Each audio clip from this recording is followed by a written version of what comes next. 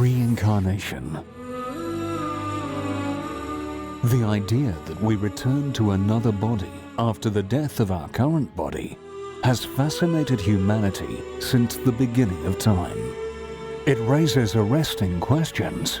What is life? What is consciousness? Is there a biological base of consciousness? It's the kind of question that we cannot address from a scientific point of view. Is birth really the beginning? It's one of the more difficult questions either from a scientific or a philosophical standpoint. Is death truly the end? Presumably, everyone has had past lives. New discoveries from the frontiers of consciousness studies. You cannot reduce mind consciousness to brain activity. Near-death experiences. Consciousness separates from the body and goes over the body. And past life memories research. There is some entity that carries on. Are shedding new light on the way we look at life.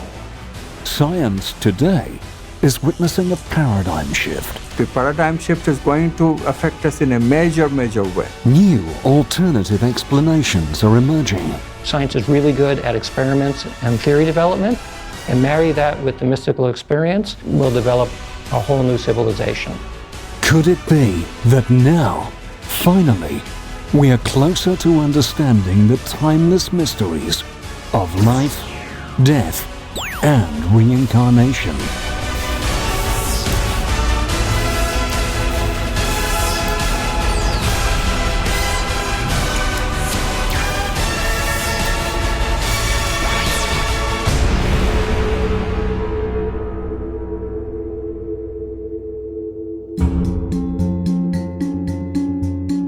Of course, we all know about reincarnation. The body may live and die, but it comes to be again. What is it that reincarnates? The nature of the soul is that it's eternal. Vedic literature presents the soul as a very real entity. I am the soul and I have a body. Various cultures around the world provide interesting insights into this journey of the soul. When reincarnation arises in Greek philosophy, it comes in that crystallized form. Reincarnation has enjoyed widespread acceptance throughout most of known human history. The belief systems in the West have totally inhibited us from seeing what's right in front of us.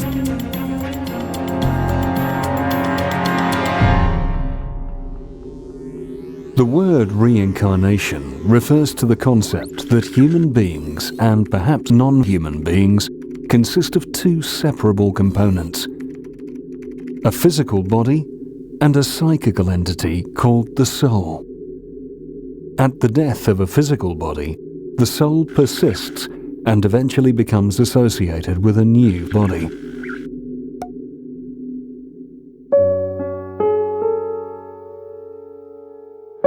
Though the transmigration of the soul has been widely accepted throughout history and across cultures, as seen in Eastern, Roman, and Greek philosophies, to most people today, reincarnation is mostly conceptual.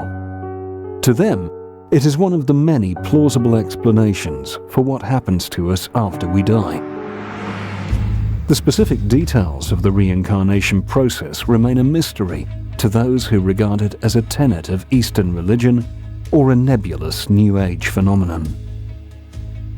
So where can we find precise information about reincarnation and its mechanism? Various cultures, belief systems and philosophies around the world, from Greek Platonism to Buddhism, Sikhism, and American and Australian indigenous cultures, provide interesting insights into this journey of the soul. Some may have reservations about consulting ancient texts in our present scientific age. Considering past insights is, however, a time-honored tradition, even within the world of science. Our knowledge is evolving.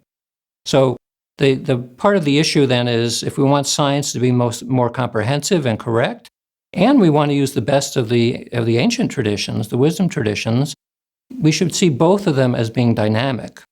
We need to pick and choose from both of them to make it a better and better multiple path, rather than simply one way of knowing. So the wisdom traditions have a lot to say about interiority, about the subjective world. Science is really good about the objective world. In order to know the comprehensive world, we need to combine both of those in some meaningful way.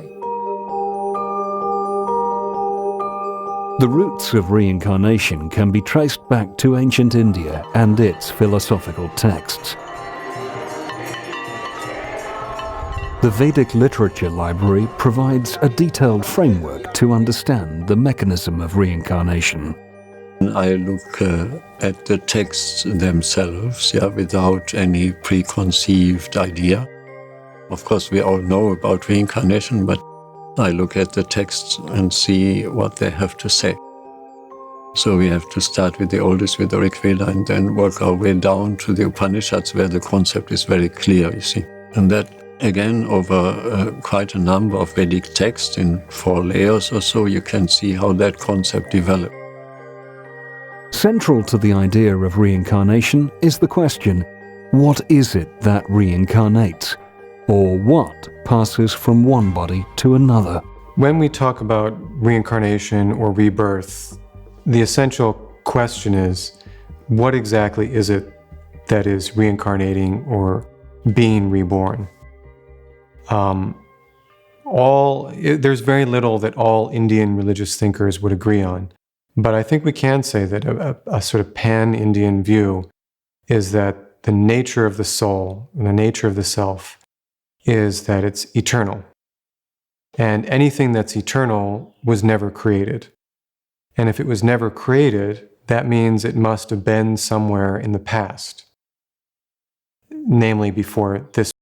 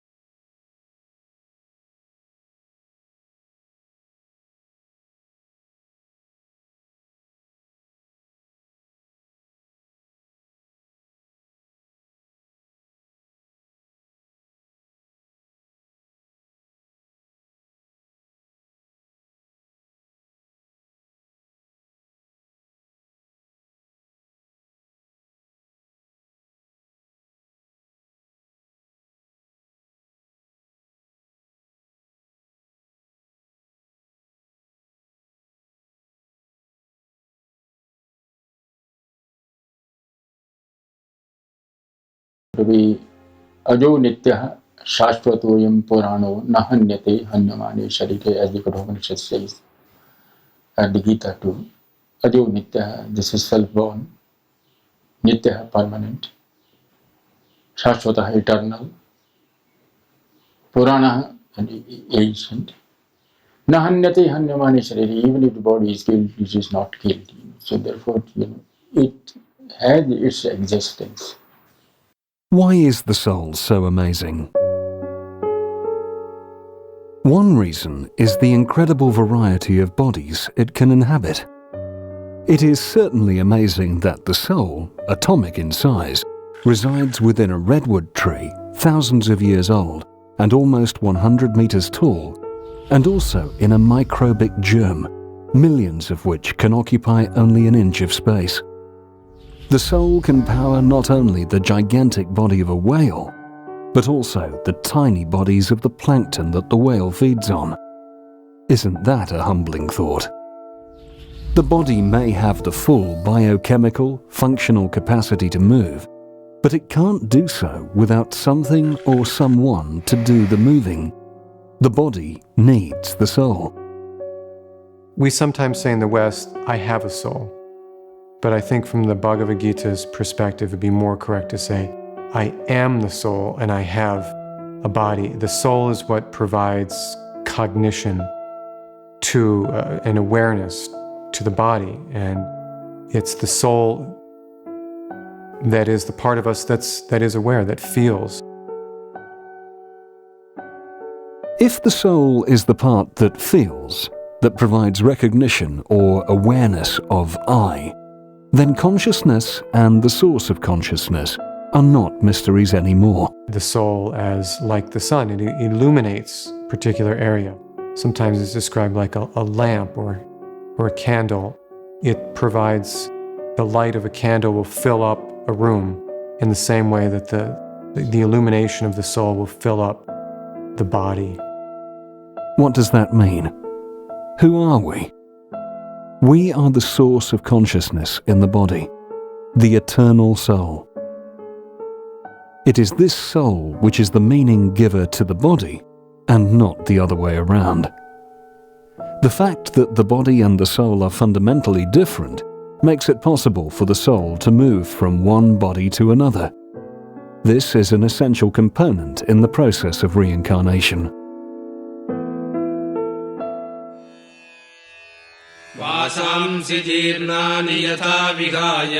As a man discards worn-out clothes to put on new and different ones, so the embodied self discards its worn-out bodies to take on the new ones. It's a very powerful simile in which we throw out clothes which are of no more use to us and take on and rejoice in new ones. So the death is not really a time to feel sad. We're only discarding stuff which we don't need anymore. This ongoing cycle of birth and death gives a definite sense of relationship between the perishable body and the eternal soul. The general view of the Atman is that it possesses three qualities: that it is eternal, it is conscious, and it has ananda. These are terms that are used in the Upanishads and Vedanta. It has bliss. How is this eternal, enlightened, and blissful nature of the soul perceivable in our present embodied existence? Nearly all of us long to live forever. Even the tiniest creatures take the most amazing measures to avoid death. This universal will to live is all the more remarkable when we consider that death is the most undeniable fact of life. Why do we have such a deep-rooted desire for eternal existence, something that is so utterly impossible for the body to attain? Where does this deep-rooted longing come from? Perhaps this longing comes from the innermost essence of our being, the soul, which is by nature eternal. We long to live forever because we, as souls, are eternal.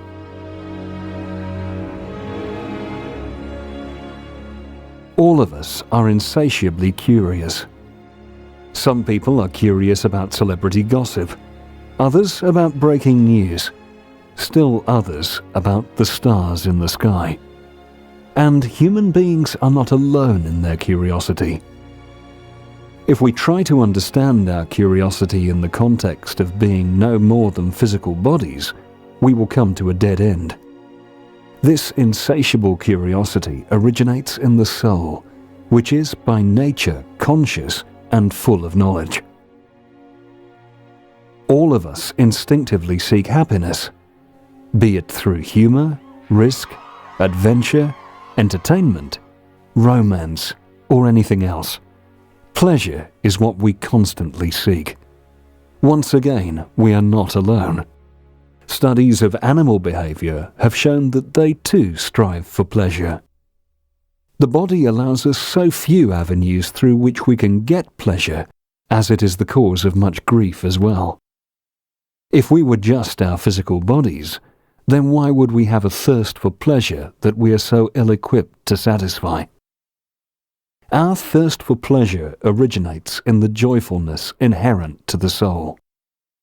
We might wonder then, if we are actually immortal, full of knowledge and bliss, then why don't we feel so? The answer lies in how deeply the soul is buried.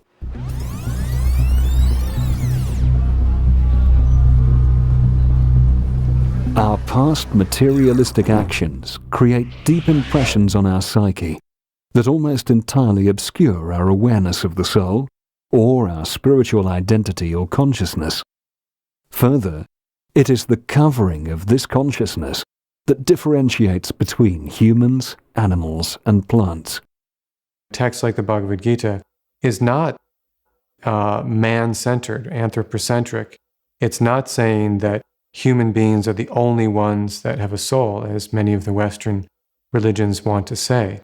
The Hindu texts want to say, if it possesses the characteristics of consciousness, if it's aware, and clearly plants and animals, and even very, very primitive plants and animals, are in some rudimentary sense aware of the world.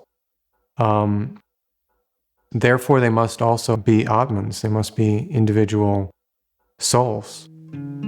But the human body has a unique capacity for metaphysical inquiry. And this capacity is not just due to the presence of the soul, but it exists because the human body covers the consciousness of the soul to a lesser degree than that of an animal or a plant. This view integrates all living beings within a progression of spiritual evolution. No living being lives in vain and dies without reason.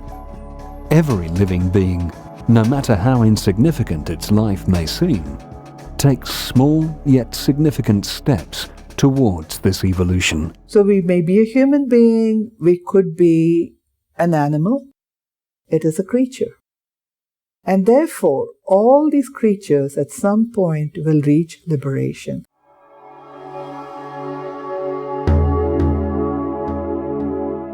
This concept of reincarnation is seen in other important Eastern religions, like Buddhism, Jainism, and Sikhism, that originated on the Indian subcontinent. This notion of karma becomes common in many of the religions that began in India at the same time. So Gautama, the Buddha, Mahavira shared a kind of common ethos from which this notion of karma and reincarnation, and eventually a liberation, a moksha, that is, complete end to this process of reincarnation, is spelled out in fairly good detail. Reincarnation is central to the teachings of the Buddha and to Buddhist thought in general, as seen in the Jataka tales, which are stories of the Buddha's past incarnations, many of which are said to have been told by the Buddha himself. These tales illustrate the compassion of the Buddha by describing how he incarnated as a god, as an animal, and even as a tree in order to help souls in various stages of bondage to attain liberation or nirvana or moksha. For example, one tale tells how he was born as an elephant and helped a woman in distress by making immense sacrifices, even filing off his tusks for her sake. That woman, recollecting his selfless sacrifice, in her next life became his disciple and went on to become a great saint.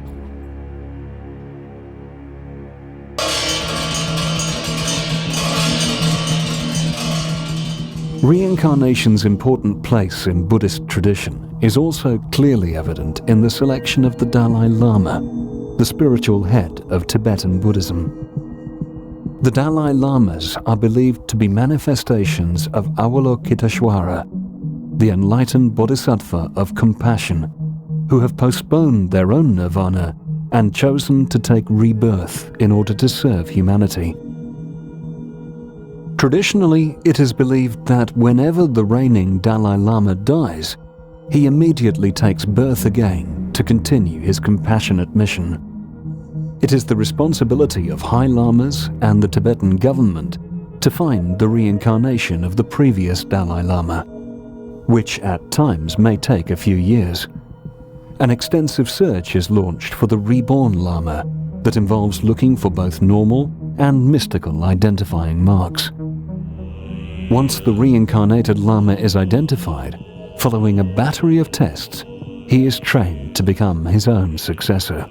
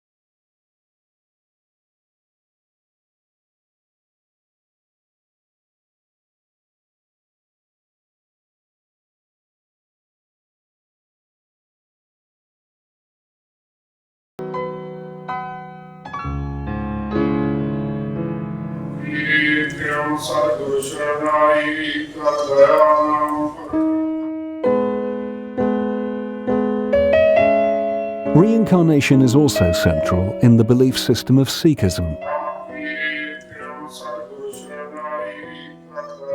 Guru Granth Sahib, the holy text of Sikhism, states that all living beings, including animals, have souls, and the souls go through different life forms until they are purified to become one with God. Further, it states that there are 8.4 million species, and the soul goes through them all.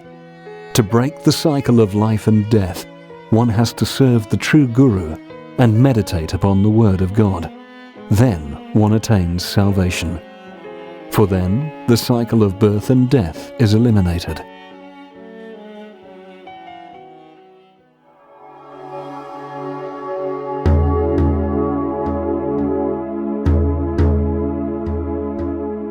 A little further west, the ancient religions of the Mediterranean world developed quite different kinds of reincarnation beliefs. For instance, Greek Platonism asserted the pre-existence of the soul in the celestial world and its fall in the human body due to sin. In order to be liberated from its bondage and return to the state of pure being, the soul needed to be purified through reincarnation. In stating such beliefs, Plato shows the influence of the earlier philosophical schools of Orphism and Pythagoreanism.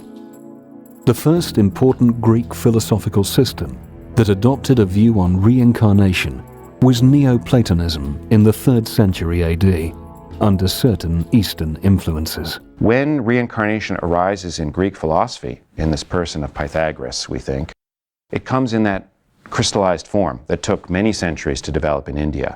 And again, that's some indirect evidence, as good as we can get, it seems, that the doctrine came from India into Greece.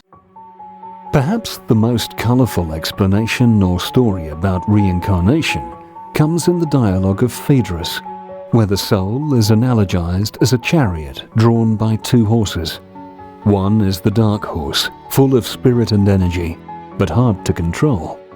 And the other, a white horse, who is easier and also full of spirit, but more obedient. In the Phaedrus reincarnation story, he imagines the soul, upon bodily death, ascending up into heaven.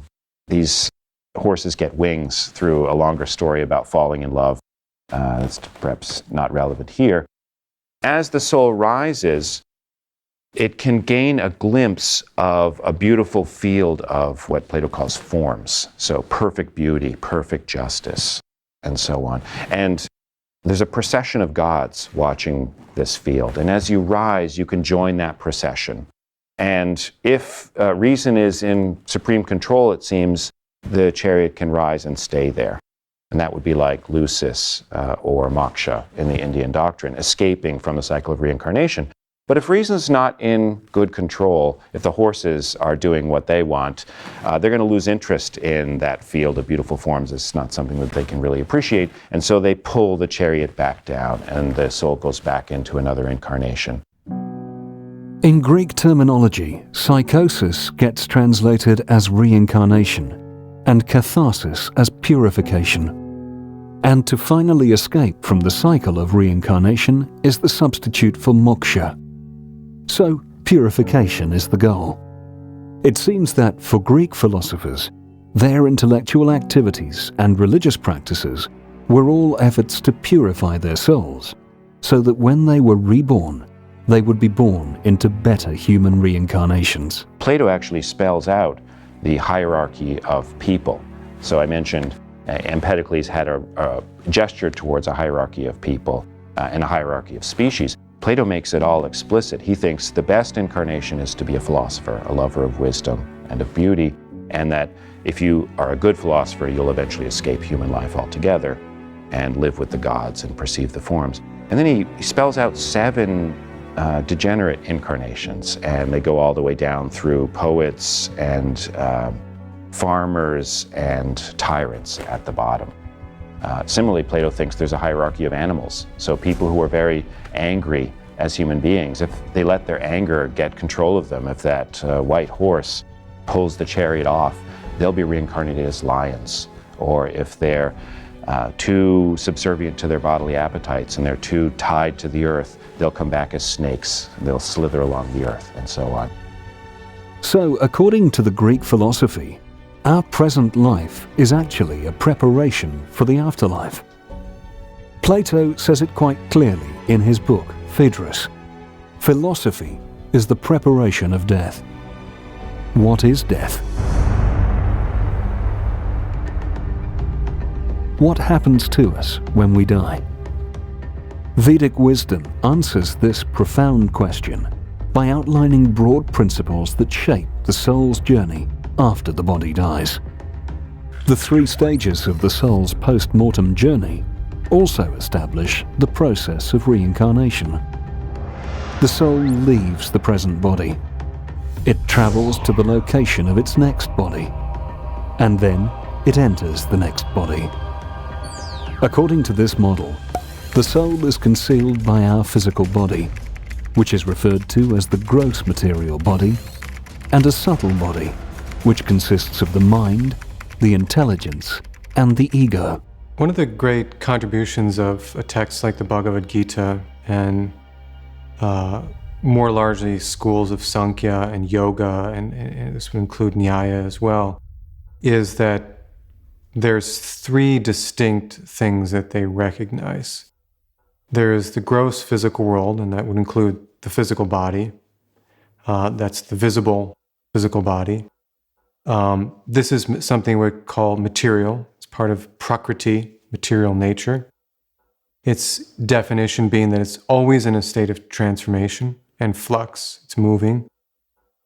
They also recognize that part of the material nature is something we might call a subtle reality, a subtle dimension, or a subtle body composed of what we call the mind.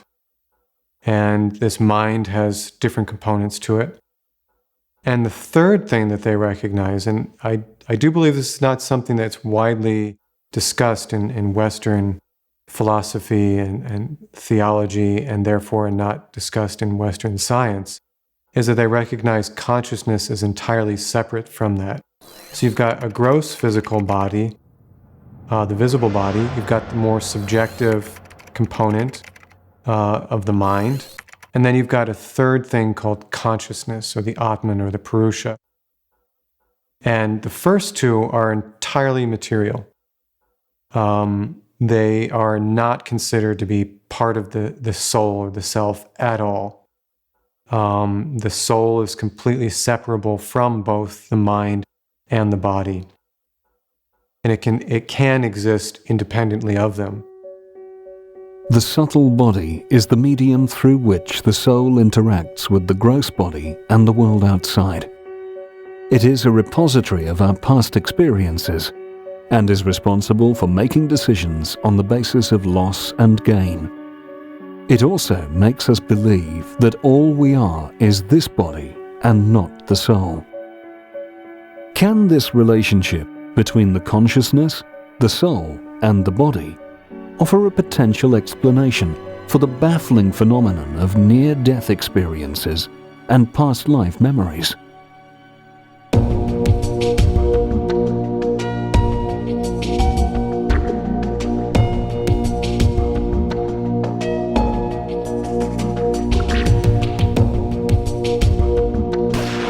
There have been several documented cases in which people in states of medical unconsciousness have reported near-death experiences in which they have left their bodies and then accurately perceived what was going on around them.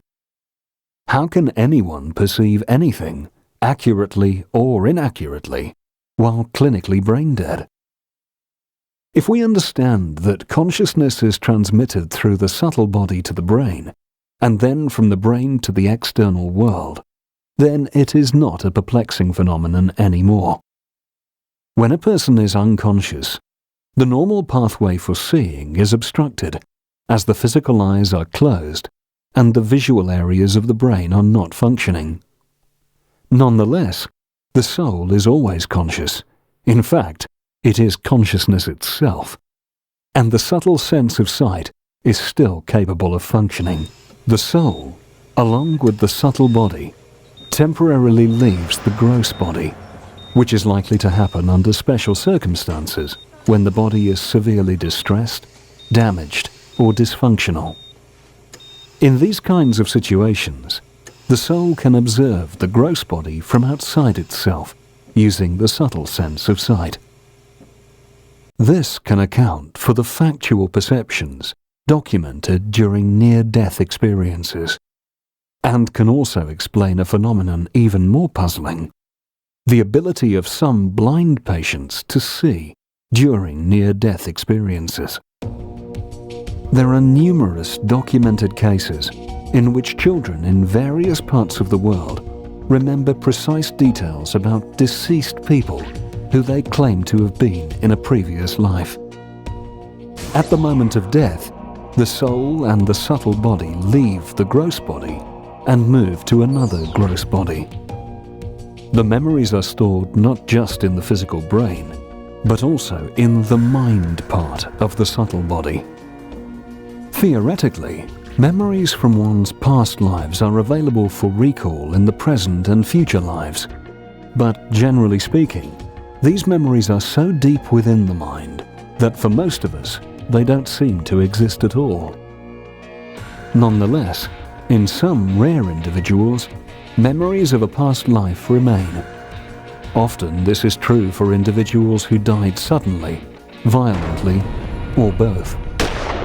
Because death is so abrupt and traumatizing in such a case, it may not allow the soul to fully process the death, and so unprocessed memories of the event remain in the next body as a sort of hangover. This can also offer an explanation for birthmarks and birth defects in some cases, involving past life memories. Many scientifically documented reports have shown that mental impressions can manifest themselves as physical marks on the body. The impressions of fatal wounds inflicted on the gross body are created in the mind. When that mind accompanies the soul into the next body, it can cause those impressions to be expressed as birthmarks or birth defects. Death actually occurs when the soul permanently leaves the gross material body.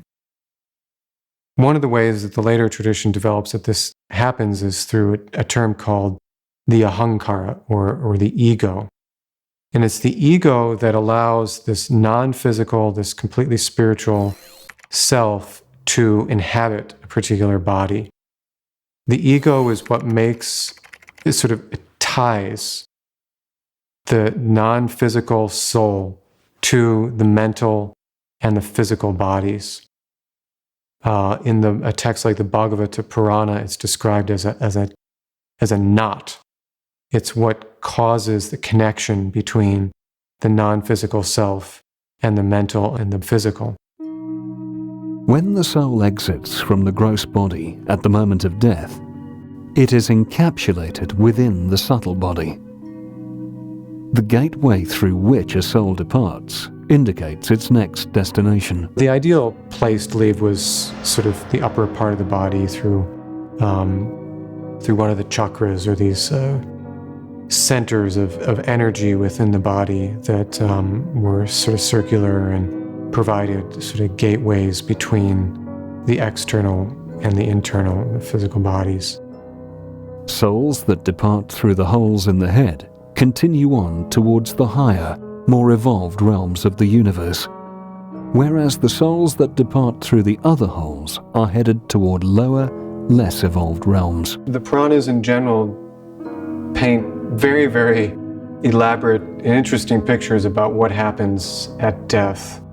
And because there's so many different types of karmas, people are performing so many different types of actions, the post-mortem life, or after-death life, is very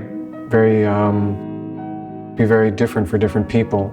And in general, the Hindu and Indian world more largely, it's quite a populated universe. There's a lot happening behind the scenes. There are gods in heaven who are in some way interacting with the human realm. And in between humans and gods, there's all kinds of different creatures. There's embodied lives of ghosts, and there's under realms as well. There's realms of the Nagas or the reptilians, and all of these different places are candidates for the soul. You can go to any type of these different realms. And so you get these very elaborate and detailed descriptions about all kinds of worlds and spaces that exist still within the material sphere, but it's a very colorful, variegated, an interesting place. It's not, which really fundamentally differs from the way that modern science and largely Christian and Jewish theology look at the world, which is much more of a sort of, there's the human realm, and then there's a heavenly realm, and there's not too much space in between. Whereas for the Indian universe, there's a lot happening between human life and sort of the ultimate liberated life. It's a pretty interesting and colorful space in between. When the soul sets off on its journey to the next body, it is given a transitional body. Equipped with this body, the soul is taken by nature's arrangement to its next destination. In exceptional cases, when the soul does not get a next physical body, then it stays in a disembodied state. Souls that are victims of extreme behaviors such as suicide and abnormal attachment live in this disembodied existence and are called ghosts for a variable interval of time. Typically, the body a particular soul gets is determined by the broad principles that underlie the mechanism of reincarnation. Reincarnation is, therefore, something like taking off an old suit and putting on a new one. Just as the type of suit we wear is usually determined by our taste and our budget, the soul's new suit is determined by its desires, its attachments, and the karma it has acquired. Similar to the belief system of the Greeks, as detailed by Plato, the 8.4 million species of the world are arranged in a graded hierarchy, with aquatics and plants at the bottom and humans at the top. Those towards the bottom are limited and depend on nature's arrangement to be elevated to the higher levels of the hierarchy. Thus, this hierarchy serves as the pathway for the progressive reincarnation of the soul. But this changes when the soul gets a human body. Why?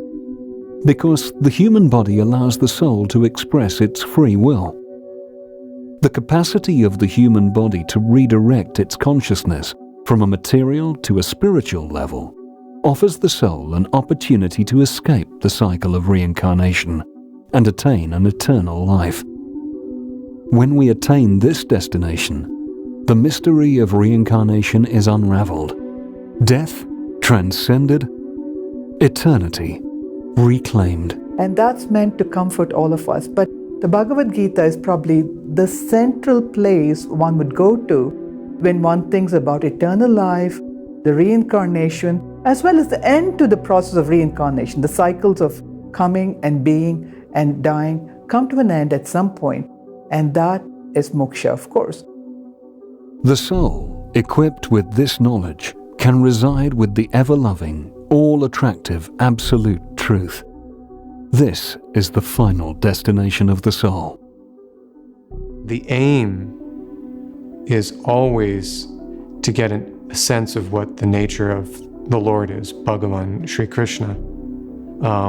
The aim is not simply to describe the natural world for its own sake. That doesn't mean that the way that they are describing the world is inaccurate or accurate. But it's important to keep in mind aims and intentions when you're looking at any type of literature, any type of book. These ideas have striking similarities with the Platonic philosophy of death and reincarnation. Although they can be attributed to the close exchanges between Southeast Asia and Eastern Europe, the fact is that many cultures of the world have believed in reincarnation and continue to do so at present. The belief has been reported in several groups from diverse locations, including some Islamic sects of Western Asia, of Alevis and Druzes from Lebanon, numerous natives in North America, especially the northwest areas including Alaska, many tribes of East and West Africa, the Trobriand Islanders of the South Pacific, and the northern tribes of Central Australia. Haida Gwaii is an archipelago on the north coast of British Columbia, Canada, which is populated mostly by Haida people. The First Nations people of British Columbia experience reincarnation as a revitalization of their culture. Dr. Antonia Mills, an anthropologist, documents the perseverance of reincarnation experiences among the Beaver and Gitxuan people. She has been visiting Haida Gwaii, commonly known as Queen Charlotte Islands, and interacting with Haida people since 1984.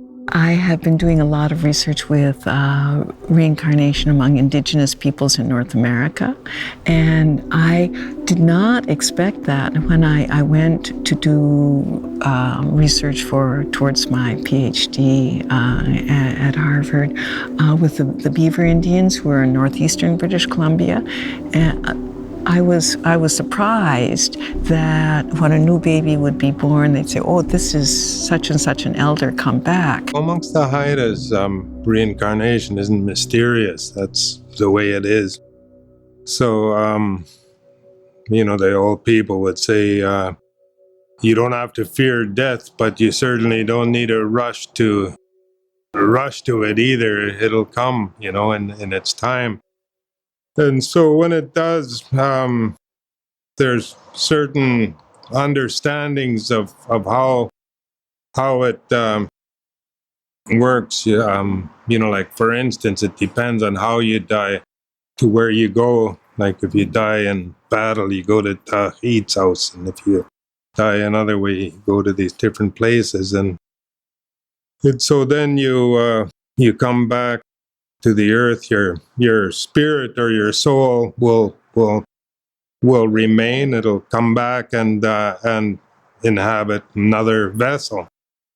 So it's not particularly that mysterious, and seems like a lot of people do understand it in that way. A lot of other cultures beside our own.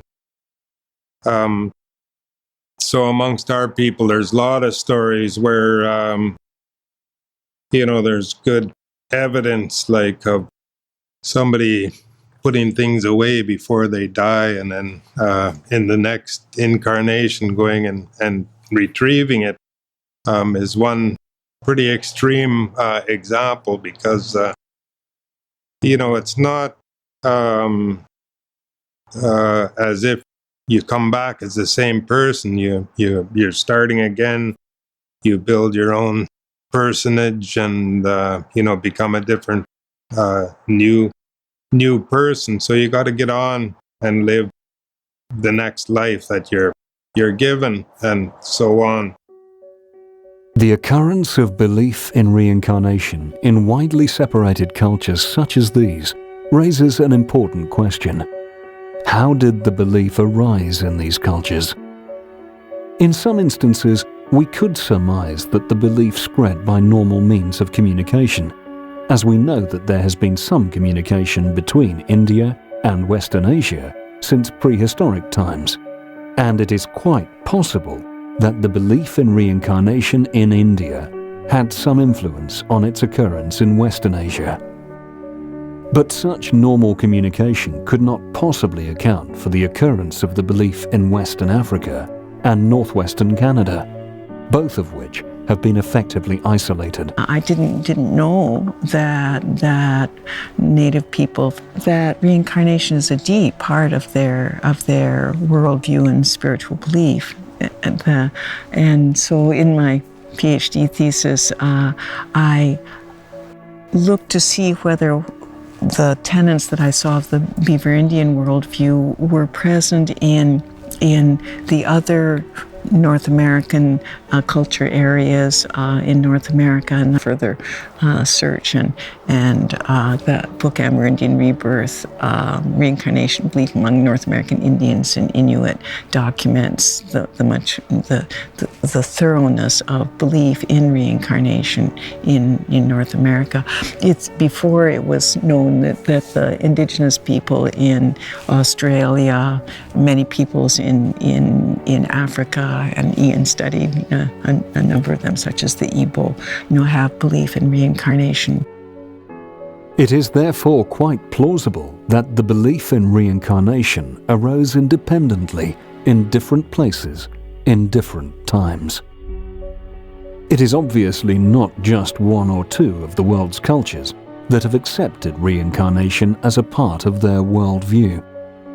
Various religions that occupy a significant place in any culture also accept reincarnation. Though reincarnation is widely accepted by Eastern religions, its presence in the Abrahamic faiths, Judaism, Christianity, and Islam are unclear. In my research of reincarnation, I found that reincarnation has been part of mystical Judaism for centuries, the Kabbalah. It was part of early Christianity, and the Roman Church did a pretty good job of eradicating the belief in the West. So there is precedent for believing in reincarnation. A lot of indigenous cultures have had a belief in reincarnation. And if you do a survey of all the beliefs around the world, almost in every place, in every isolated place across the world, some concept of reincarnation has emerged. It's just as natural as watching the cycles in nature. And people have known this forever. So I think that the belief systems in the West have totally inhibited us from seeing what's right in front of us. Christians nowadays rarely believe in reincarnation. Certainly the Catholic Church doesn't believe in reincarnation. But one of its most famous saints, arguably its most influential teacher, St. Augustine, wrote a book on free choice of the will. And in that book, he talks about possibilities for an afterlife. And one of the possibilities he entertains is reincarnation. And he doesn't rule it out. And this is, to my mind, it's been neglected, and something that has to be discussed more, I think, by Christians.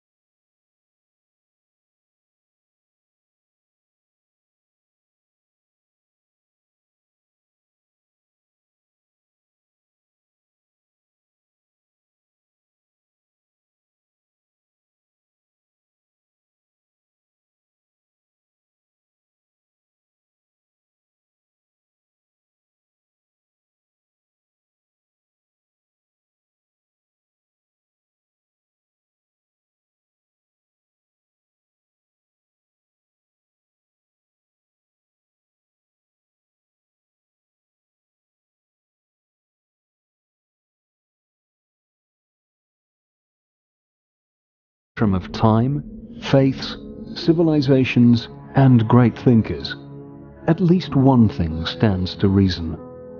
The idea of reincarnation has always existed and is deeply entwined with man's philosophical journey. If we agree that our body is peripheral to our core identity, all bodily differences stand exposed as inconsequential. We may have been born and bred in different races, classes, nations, cultures, or even religions. But all these categories apply only to our bodies. Beyond these bodies are our souls. A sense of awareness that life is an unending continuum in which death is a milestone that we have passed many times before helps expand the horizons of our consciousness far beyond death in this lifetime, to the ultimate destination of eternal happiness. This reincarnation worldview offers us freedom from materialism, bodily discrimination, fear of death, and the agony of bereavement. Ours is an age characterized by a zeal for freedom and a willingness to sacrifice anything for that end. Maybe it's time to direct that zeal toward gaining all these freedoms and sacrificing whatever preconceptions stand in our way. As the famed Austrian philosopher Rudolf Steiner once said, "Just as an age was once ready to receive the Copernican theory of the universe, so is our age ready for the idea of reincarnation to be brought into the general consciousness of humanity."